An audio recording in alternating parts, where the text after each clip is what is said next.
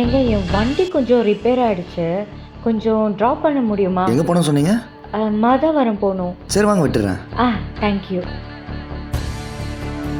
போகலாமா? ஆ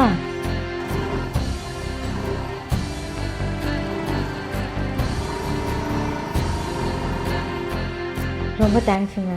நீங்கள் மட்டும் வரலனா நான் எப்படி வந்திருப்பேனே தெரியல. பரவாயில்லைங்க, இதில் என்ன இருக்குது? சரிங்க, நான் கிளம்புறேன்.